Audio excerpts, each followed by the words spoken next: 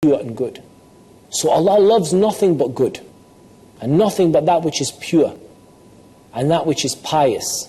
And Allah subhanahu wa ta'ala, a number of those things Allah allows to happen. So for example, if you look at the Eemaan of Abu Bakr as-Siddiq radiallahu anhu, Eemaan is something that Allah loves.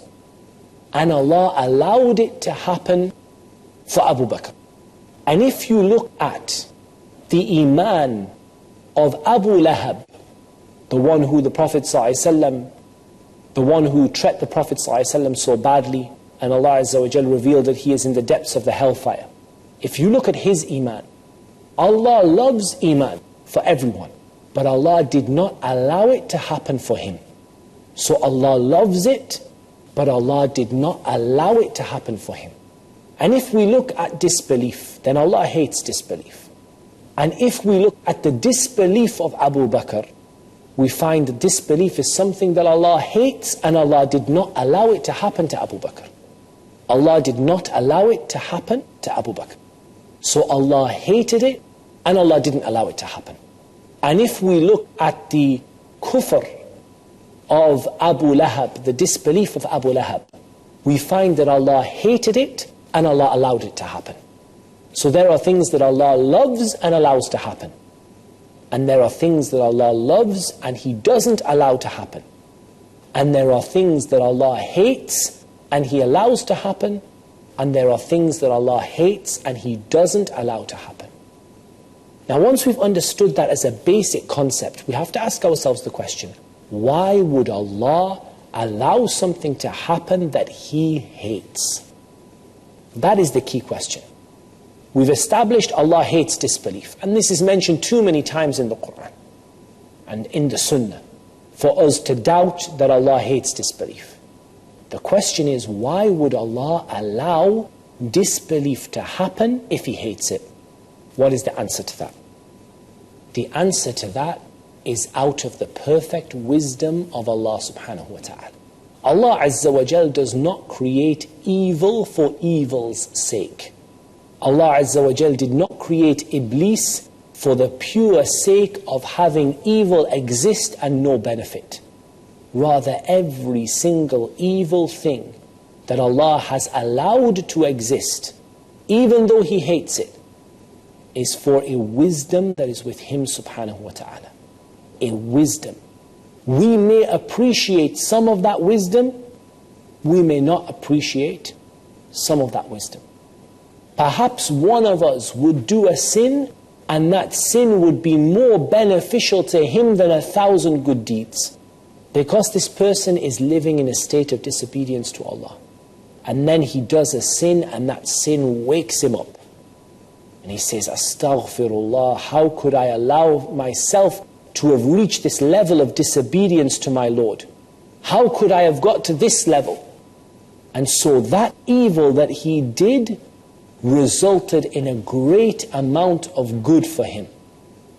Now I gave you an example that you can understand, but knowing the knowledge of Allah and knowing the perfection of Allah, there are many things that will happen that you will not understand, but you believe firmly and certainly that there is a wisdom in those things, whether you see it or not.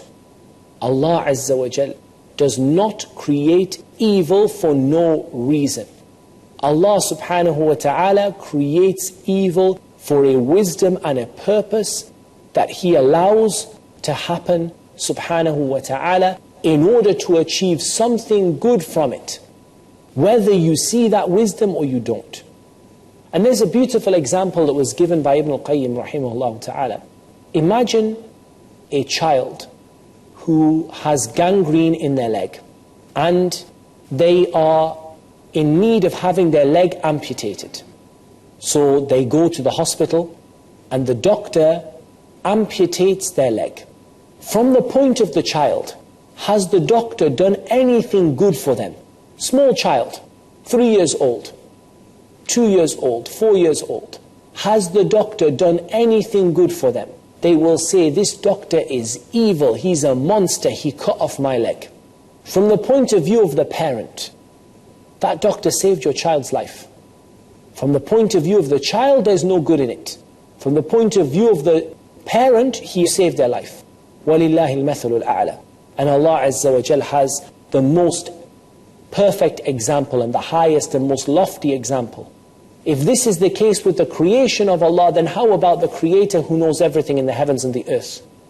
How many times does something evil lead to something good and we can see it in front of our faces? And from this is that we recognize the forgiveness of Allah and we recognize the difference between good and evil. If evil didn't exist, where would be the test? Where would be the reward of the people who go to paradise? Someone might say, how can evil happen to a poor innocent person and it be good? You tell me, when they come on the Day of Judgment and Allah forgives them for all of their sins because of the evil that happened to them and puts them into the highest place in paradise because of the evil that happened to them, wallahi, they will love that evil happened to them more than they would love that any good happened to them. Because they saw that that evil resulted in the forgiveness of Allah for them and the paradise for them. When the person who hates Allah and hates His Messenger sallallahu alaihi wasallam goes to the hellfire, what do they go to the hellfire because? Because Allah simply decreed them to go to the hellfire, or because of the evil that they did? So if that evil was not there, the justice of Allah subhanahu wa ta'ala would not be shown, and they would have to go to the hellfire simply because Allah said, I knew you would have done evil if evil was there. So if that evil was not done by that evil person, what would happen? Allah subhanahu wa ta'ala would put them in the hellfire simply because He knew they were evil. And who would accept this from Allah? Would you accept from Allah that Allah says, I know you're evil, you've never done anything evil, but I know you're evil, so you're going to the hellfire? You would never accept it. You would only accept it if you saw your own deeds. And this is just some of the wisdom of evil in the world, and otherwise there is wisdom that Allah Azza wa Jal is the only one who knows of it. We'll continue our discussion about this after the break. Until then, Assalamu alaikum wa rahmatullahi wa barakatuh. Assalamu alaikum wa rahmatullahi wa barakatuh. Brothers and sisters, welcome back. We are talking about our belief in Qadr. And we talked about the 4 stages of Qadr, the knowledge of Allah, that Allah Azza wa Jal commanded that everything be written, and that Allah subhanahu wa ta'ala wills for things to happen. And nothing happens unless Allah subhanahu wa ta'ala wills for it to happen. We come to the 4th stage, the stage of creation.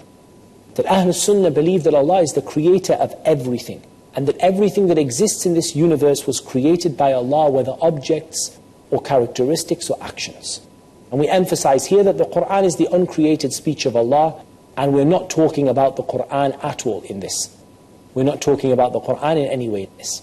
But the things other than the Qur'an, the objects that exist in this universe, the actions that people do, the characteristics that people have, all of those are the creation of Allah subhanahu wa ta'ala. All of those are the creation of Allah subhanahu wa ta'ala. And you can understand this better by understanding that Allah creates in different ways. So Allah subhanahu wa ta'ala creates directly. What's an example of Allah subhanahu wa ta'ala creating directly? Allah subhanahu wa ta'ala created Adam with His own hands. And Allah subhanahu wa ta'ala created Isa alayhi salam directly in the way that He created Adam. He said, be, and it is. Now, how were you and I, how did we come into being? Who created you and me? Now for sure, the brothers and sisters at home are all saying Allah. Allah created you and Allah created me. We're all in agreement that Allah created you and I. And yet we were born as a result of a biological process from our parents. Now we believe that we were born as a result of a biological process. And yet we believe that Allah is our creator. Because Allah creates directly and Allah creates indirectly. So Allah Azza wa Jal created us through the actions of our parents. And Allah subhanahu wa ta'ala created Adam directly without the action of anyone. And Allah creates like this, and He creates like that. And this should remove most of the misconceptions people would have about creation. But it is very important to move on to the next principle. That there is no contradiction between affirming Allah's will and that Allah has created our actions and affirming that we have a will and our actions belong to us. There's no contradiction between that.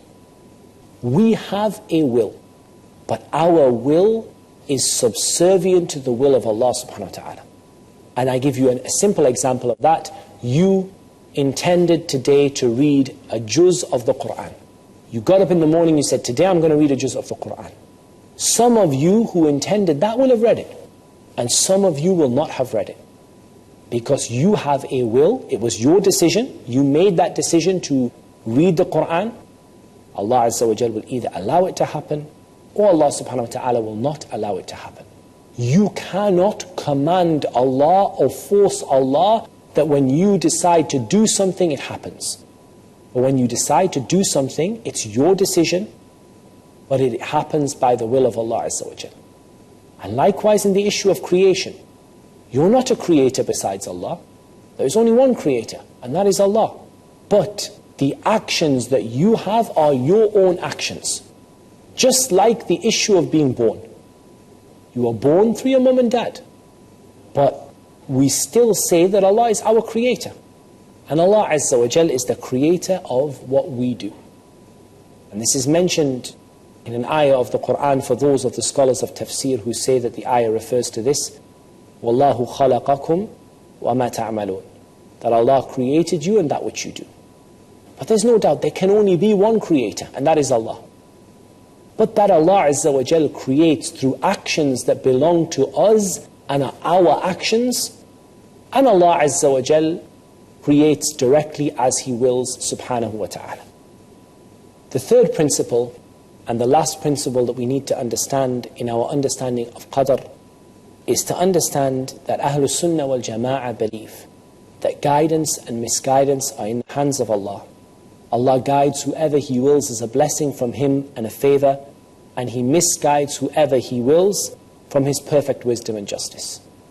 Brothers and sisters, we can't say that we guide ourselves. And we can't say that we choose to be guided and Allah Azza wa Jal doesn't want to guide us. Or that we choose to be misguided when Allah wanted us to be guided. Allah subhanahu wa ta'ala is our Lord. And He's our creator. And our sustainer. And He's the one who decrees. And His decree cannot be repelled. So it's not for us to say that guidance and misguidance are in our hands. Allah Azza wa Jal said to the Prophet sallallahu alaihi wasallam, إِنَّكَ لَا تَهْدِي مَنْ أَحْبَبْتَ. You don't guide who you want. وَلَكِنَّ اللَّهَ يَهْدِي مَنْ يَشَاءُ. But Allah guides who He wants. But the guidance of Allah, it doesn't get given out at random. The guidance of Allah Azza wa Jal happens because of Allah's infinite justice, as a blessing from Allah and a favor. Our guidance in Islam is a pure favor from Allah subhanahu wa ta'ala. We don't deserve it. Allah subhanahu wa ta'ala says, وَلَكِنَّ اللَّهَ حَبَّبَ إِلَيْكُمُ الْإِيمَانِ وَزَيَّنَهُ فِي قُلُوبِكُمْ وَكَرَّهَ إِلَيْكُمُ الْكُفْرَ وَالْفُسُوقَ وَالْعِصْيَانَ أُولَٰئِكَ هُمُ الرَّاشِدُونَ فَضْلًا مِّنَ اللَّهِ وَنِعْمَةً وَاللَّهُ عَلِيمٌ حَكِيمٌ. Allah has made Eemaan beautiful for you. And He's beautified it in your hearts. And He's made you hate disobedience and defiance and disbelief. Those are the rightly guided. As a blessing from Allah and a favor. A favor from Allah and a blessing. Not something you deserve. If Allah was to punish all of us, His punishment would be just. Why? Because none of us have done enough. But Allah Azza wa Jal, from His infinite justice and wisdom and bounty and mercy, knows those people who are thankful and grateful to Him subhanahu wa ta'ala. And so it's not possible that you could strive your whole life seeking guidance from Allah and Allah would misguide you. Even though Allah has the right to misguide you and you don't deserve to be guided. But Allah subhanahu wa ta'ala would still guide you. Because He subhanahu wa ta'ala guides as a bounty from Him and a favor. And likewise the misguidance of Allah Azza wa Jal. It is in the hands of Allah. It's not up to you and me who is guided or misguided. Look at how much the Prophet ﷺ strove to guide his uncle Abu Talib, even to the point of his deathbed. And the Prophet ﷺ was stood next to him saying, my uncle, say La ilaha illallah, a word that I can argue your case to Allah subhanahu wa ta'ala. I can present your case in the sight of Allah. And he died without saying it. Allah subhanahu wa ta'ala will not cause a person to be guided or misguided except through His wisdom and His justice. And one of the ways we can see the wisdom and the justice of misguidance is to see what Allah says about the people of the hellfire. Allah subhanahu wa ta'ala mentions that if they were to be returned to this world, after they beg Allah and they say, oh Allah, return us to the earth, we will do good deeds. If they were to be returned to this world, they would do the same thing again. Now you tell me, somebody who this is their situation, do they deserve to be guided or not? Is it just to put them in paradise? Is it just to put Fir'aun in paradise? No. These are people who, yes, when they are in the hellfire, they will say to Allah, oh Allah, take us back to the earth, we made a mistake. But Allah says, وَلَوْ رُدُّوا لَعَادُوا لِمَا نُهُوا عَنْهُ وَإِنَّهُمْ لَكَاذِبُونَ. And if they were returned to the earth, they would do the same thing as they did before, and they are the liars. So Allah Azza wa Jal doesn't misguide people and guide people at random. His guidance is nothing but a favor from Him. You don't deserve it, but it's a favor that He bestows with wisdom upon those whom He knows are grateful for that favor that they don't deserve. And as for misguidance, then Allah Azza wa Jal knows those people who do not want to be guided. Those people who, if they went to the hellfire and they saw the hellfire with their eyes and then they were returned to earth, they would do the same thing again. Exactly the same thing, without changing a thing. And they are people who truly deserve to be misguided. Allah subhanahu wa ta'ala knows best those who are deserving of this huge honor of His. And Allah subhanahu wa ta'ala knows best those who are not grateful. And Allah subhanahu wa ta'ala is the most just. But the last issue we have to deal with, after everything we've learnt about Qadr, and all the things that we've heard about Qadr, should we act? Or should we simply sit down and say that what's done is done? There's no doubt that we should act and we must act. And Qadr should be like a fire underneath you that makes you act. The Prophet ﷺ said, act, for that which you have been created for will be made easy for you. And some of the Sahaba said after they heard the explanation of Qadr, I've never worked as hard as I do now. Because you know if you strive and work hard, insha'Allah, with a sincere intention, Allah subhanahu wa ta'ala will bless you with a Qadr that ends in Jannah. And if you're lazy and you sit back and you blame Allah for your own problems, then Allah subhanahu wa ta'ala will give you nothing but what you deserve. That's all we have time for.